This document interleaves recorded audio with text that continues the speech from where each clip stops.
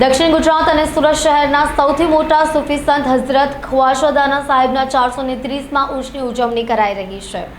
આ દરગાહ પર સતત 4 દિવસ સુધી ઉર્ષનો મેળો ભરાય છે। મોટી સંખ્યામાં હિન્દુ મુસ્લિમ સહિત તમામ ધર્મના લોકો શ્રદ્ધા સુમન રાખે છે।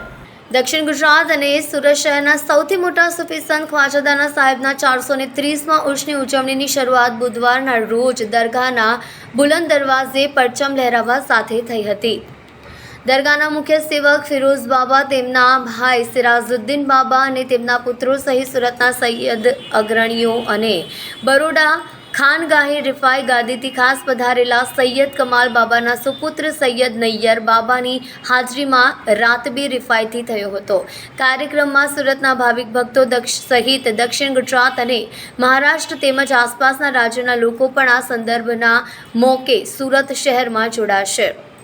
આ પ્રસંગે દરગાહના પટાંગણમાં શહેરના સામાજિક અગ્રણીઓ અને દરગાહમાં સેવા કરતા લોકોનું સ્વાગત કરાયું હતું। સાથે સૂફિઝમના અમનભાઈ ચરા શાંતિના સંદેશ વહેતા કરાયા હતા। સાથે ખ્વાજાના દરગાહ ખાતે પરિવાર વર્ષોથી સેવા કરતા ફિરોઝ બાબા, તેમના પુત્રો અને સિરાજુદ્દીન મુન્ના બાપુએ ઉર્સ શરીફ નિમિત્તે તમામ તૈયારીઓ પૂર્ણ કરી હતી। આ સાથે સૂફી સંત ખ્વાજાદાનાની અનેક કરામતો અને ચમત્કારો છે, જેનો લાભ અને અનેક ભાવિક ભક્તોને વર્ષોથી મળતો આવ્યો છે।